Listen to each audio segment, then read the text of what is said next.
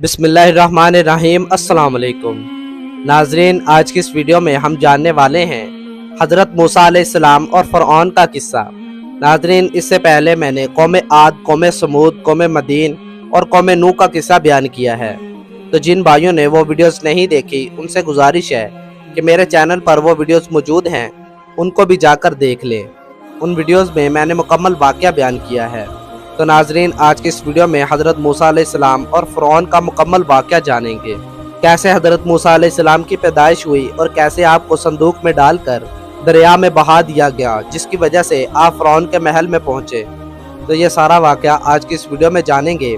Video شروع کرنے سے پہلے آپ سب سے چھوٹی سی گزارش ہے کہ ویڈیو کو اینڈ تک لازمی دیکھیے گا، اور جو بھائی چینل پر نئے ہیں وہ چینل کو سبسکرائب کر دیں تاکہ ایسے اچھے واقعات آپ تک بر وقت پہنچ سکیں۔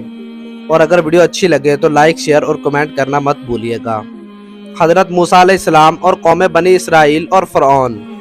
سورۃ الاعراف میں ارشاد ہے، ترجمہ: پھر ان کے بعد ہم نے موسیٰ علیہ السلام کو اپنے دلائل دے کر فرعون اور اس کے امراء کے پاس بھیجا، مگر ان لوگوں نے ان کا بالکل حق ادا نہ کیا، سو دیکھیے ان مفسدوں کا کیا انجام ہوا۔ حضرت موسیٰ علیہ السلام اور بنی اسرائیل کا ذکر 37 سورتوں اور 131 آیات میں آیا ہے۔ ان آیات میں حضرت موسیٰ علیہ السلام اور بنی اسرائیل کا ذکر کافی تفصیل سے آیا ہے۔ واقعات: حضرت موسیٰ علیہ السلام اللہ کے نبی تھے۔ آپ کے بڑے بھائی حضرت ہارون علیہ السلام بھی نبی تھے اور آپ سے عمر میں 3 سال بڑے تھے، مگر وہ حضرت موسیٰ علیہ السلام کے ماتحت تھے۔ جن حالات میں حضرت موسیٰ علیہ السلام اس دنیا میں تشریف لائے وہ بنی اسرائیل کے لیے انتہائی نازک وقت تھا۔ بنی اسرائیل فرعون کے ماتحت تھے اور غلامی کی زندگی بسر کر رہے تھے اور مالی طور پر انتہائی بدحالی کا شکار تھے۔ حضرت موسیٰ علیہ السلام کی پیدائش: فرعون کے دربار میں ایک نجومی نے پیشون گوئی کی کہ بنی اسرائیل میں ایک لڑکا پیدا ہوگا جو فرعون کی حکومت کو تباہ کرے گا اور خود بنی اسرائیل حکومت کے مالک ہوں گے۔ اس نجومی کی بات سن کر فرعون کو اپنی حکومت ختم ہوتی نظر آنے لگی۔ فرعون کا خواب: نجومی کی پیشون گوئی سے قبل فرعون کو خواب آیا تھا کہ بیت المقدس سے ایک آگ آئی ہے، اس سے فرعون کا محل، اس کی قوم قبطی اور ان کا تمام سامان گھر ختم ہو گئے ہیں، مگر اس آگ سے بنی اسرائیل کے گھر محفوظ رہے۔ یہ خواب فرعون نے اپنے دربار میں سنایا اور دربار کے تمام لوگوں سے اس کی تعبیر پوچھی۔ یہ خواب سن کر نجومیوں نے بتلایا کہ بنی اسرائیل میں ایک لڑکا پیدا ہوگا اور وہ تمہاری حکومت کو ختم کر دے گا۔ یہ سن کر فرعون نے حکم جاری کر دیا کہ بنی اسرائیل کے ہاں جو بھی لڑکا پیدا ہو اس کو قتل کر دیا جائے اور لڑکیوں کو زندہ رہنے دیا جائے۔ اس سے قبل حضرت ابراہیم علیہ السلام بھی اپنی بیوی حضرت سارہ سے فرما چکے تھے کہ میری اولاد میں ایک آدمی ہوگا جو مصر کی حکومت کو ختم کرے گا، وقت کے بادشاہ کو قتل کرے گا۔ آیت نمبر 7 تا 9 میں اللہ تعالیٰ نے فرمایا کہ ہم نے موسیٰ علیہ السلام کی ماں کی طرف وحی کی کہ اس لڑکے کو دودھ پلاتی رہ، اور جب خطرہ محسوس کرو تو صندوق میں بند کر کے دریا میں ڈال دینا، پھر غم نہ کرنا، اور ہم ہی اس کی حفاظت کریں گے اور اس کو تیری ہی طرف لوٹا دیں گے۔ حضرت موسیٰ علیہ السلام کی والدہ نے اس پر عمل کیا اور جب خطرہ محسوس ہوا تو اس کو صندوق میں بند کر کے دریا میں ڈال دیا۔ یہ صندوق بہتا ہوا فرعون کے محل کے نزدیک پہنچ گیا تو فرعون کی بیوی حضرت آسیہ نے اٹھا لیا اور فرعون سے کہا کہ یہ بچہ ہے اور میری آنکھوں کی ٹھنڈک ہے، ہم اسے اپنا بیٹا بنا لیتے ہیں، آئندہ یہ ہمارے کام آئے گا۔ حضرت موسیٰ علیہ السلام کی ماں پریشان تھی، مگر اللہ تعالیٰ نے اس کا دل مضبوط کر دیا۔ حضرت موسیٰ علیہ السلام کی والدہ نے اپنی بیٹی کو کہہ دیا کہ اس صندوق کے ساتھ ساتھ چل اور دیکھتے رہنا کہ یہ صندوق کہاں جاتا ہے، مگر یہ خیال رہے کہ کسی کو پتہ نہ چلے۔ ایک اور روایت ہے، یہ مشہور قصہ ہے کہ حضرت آسیہ نے مختلف عورتوں کو بلایا کہ وہ حضرت موسیٰ علیہ السلام کو دودھ پلا سکیں، مگر اللہ تعالیٰ فرماتے ہیں کہ ہم نے حضرت موسیٰ علیہ السلام کے لیے تمام عورتوں کا دودھ بند کر دیا، لہٰذا آپ نے کسی اور عورت کا دودھ نہ پیا، جس سے حضرت آسیہ فکر مند ہو گئیں۔ یہ دیکھ کر حضرت موسیٰ علیہ السلام کی بہن جو صندوق کے ساتھ گئی تھی اجنبی بن کر بولی کہ میں تمہیں ایک عورت کا پتہ بتلاتی ہوں جو انتہائی پاک باز ہے، شاید یہ بچہ اس کا دودھ پی لے۔ روایت: ایک اور روایت ہے، یہ روایت بھی مشہور ہے کہ ایک شخص نے اس لڑکی پر شک ظاہر کیا کہ اس لڑکی کو کیسے پتا چلا، مگر اللہ تعالیٰ نے فوری حضرت موسیٰ علیہ السلام کی بہن کو ایسی سمجھ اور عقل عطا کر دی۔ اس نے کہا کہ کون نہیں چاہتا کہ بادشاہ کے لڑکے کو دودھ پلا کر رقم وصول کریں۔ اس طرح یہ معاملہ ختم ہو گیا۔ چنانچہ حضرت موسیٰ علیہ السلام کی بہن کی تجویز پر اس عورت کو بلایا گیا۔ جب اس عورت نے حضرت موسیٰ علیہ السلام کو اٹھایا تو آپ نے فوراً اس عورت کا دودھ پی لیا۔ چنانچہ حضرت آسیہ نے حضرت موسیٰ علیہ السلام کو اس عورت یعنی اس کی اصل والدہ کے سپرد کر دیا اور ماں کو سکون مل گیا۔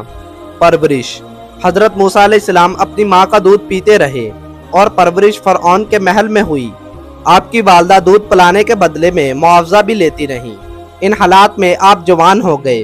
آپ بڑے رعبدار اور پروقار تھے۔ جب آپ جوان ہوئے تو آپ کو پتہ چل گیا کہ آپ بنی اسرائیل کے ایک فرد ہیں اور آپ کی قوم غلام ہے۔ بنی اسرائیل پر فرعون کی قوم ظلم کر رہی ہے، اس لیے آپ کے دل میں بنی اسرائیل کے لیے ہمدردی کا جذبہ پیدا ہوا، جس سے یہ فائدہ ہوا کہ مصریوں نے بنی اسرائیل پر ظلم کرنے کو کم کر دیا۔ قرآن میں اللہ تعالیٰ نے فرمایا کہ جب حضرت موسیٰ علیہ السلام زوروں پر پہنچے تو اللہ تعالیٰ نے ان کو علم اور حکمت عطا کی، اور اسی طرح ہم نیکوکاروں کو بدلہ دیتے ہیں۔ قبطی کا قتل کرنا۔ ایک دن حضرت موسیٰ علیہ السلام شہر میں تشریف لے جا رہے تھے۔ آپ نے دیکھا کہ ایک قبطی جو فرعون کی قوم کا تھا وہ ایک اسرائیلی آدمی کے ساتھ زیادتی کر رہا تھا۔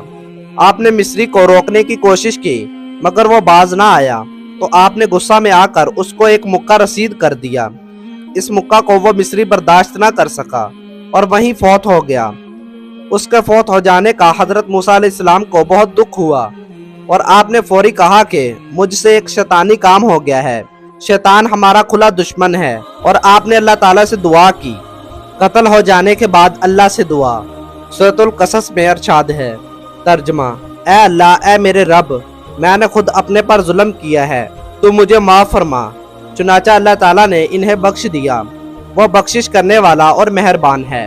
حضرت موسیٰ علیہ السلام نے عرض کی، اے میرے رب، جیسے تو نے مجھ پر یہ کرم کیا ہے، میں آئندہ کسی گناہ گار کا مددگار نہ بنوں گا۔ قتل کی یہ خبر سارے شہر میں مشہور ہو گئی اور مصریوں نے اندازہ لگایا کہ یہ کام کسی بنی اسرائیل کا ہے۔ دوسرے دن حضرت موسیٰ علیہ السلام شہر کی طرف جا رہے تھے تو آپ نے دیکھا کہ وہی بنی اسرائیلی کسی اور مصری سے جھگڑا کر رہا ہے۔ اس نے پھر حضرت موسیٰ علیہ السلام کو مدد کے لیے پکارا، مگر حضرت موسیٰ علیہ السلام نے فرمایا کہ تو ہے ہی جھگڑالو، ہر وقت جھگڑا کرتے رہتے ہو۔ اس بنی اسرائیلی نے دیکھا کہ حضرت موسیٰ علیہ السلام سخت غصہ میں ہیں، کہیں یہ مجھے جان سے نہ مار دیں، تو کہنے لگا کہ جیسے تو نے کل ایک مصری کو قتل کر دیا تھا، آج مجھے بھی اسی طرح قتل کرنا چاہتا ہے۔ یہ بات مصری نے بھی سن لی اور اس نے یہ تمام بات فرعون کے محل میں بتا دی کہ کل جو قبطی قتل ہوا تھا اس کو قتل حضرت موسیٰ علیہ السلام نے کیا تھا۔ چنانچہ فرعون نے فوری حضرت موسیٰ علیہ السلام کی گرفتاری کا حکم جاری کر دیا۔ دربار میں ایک شخص جو مصری تھا اور اندرون خانہ میں حضرت موسیٰ علیہ السلام پر ایمان لے آیا تھا، مگر ابھی تک وہ اپنا ایمان چھپائے ہوئے تھا۔ فرعون کے اہلکار آنے سے قبل ہی اس مصری نے آ کر حضرت موسیٰ علیہ السلام کو اطلاع دی کہ فرعون آپ کو گرفتار کروانا چاہتا ہے، آپ فوری یہاں سے نکل جائیں۔ اللہ تعالیٰ نے اس اطلاع دینے والے مصری کو مومن کے لفظ سے پکارا ہے، لہٰذا آپ مصر سے روانہ ہو گئے۔ مدین کی طرف روانگی۔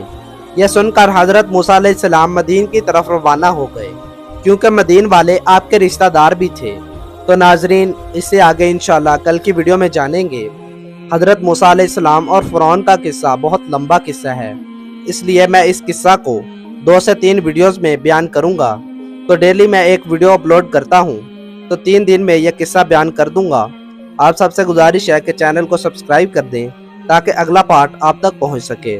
آگے کیا ہوا یہ جاننے کے لیے آپ کو چینل کو سبسکرائب کرنا ہوگا اور بیل آئیکن کو پریس کرنا ہوگا تاکہ آپ تک اگلا پارٹ بر وقت پہنچ سکے۔ ویڈیو کے آخر میں پھر سے گزارش کروں گا کہ جو بھائی چینل پر نئے ہیں وہ چینل کو سبسکرائب کر دیں، اور اگر ویڈیو اچھی لگی ہے تو اس ویڈیو کو اپنے دوستوں اور فیملی ممبر سے ضرور شیئر کیجیے گا۔ اللہ کے بندو، اس طرح کی ویڈیوز آگے پہنچانی چاہیے تاکہ ہر بندے تک دین کی تعلیمات پہنچ سکے۔ یہاں ہماری ویڈیو کا اختتام ہوتا ہے۔ جزاک اللہ، ملتے ہیں اگلی ویڈیو میں، تب تک کے لیے اللہ حافظ۔ دعاؤں میں یاد کیجیے گا اور اگلی ویڈیو کا انتظار کیجیے گا۔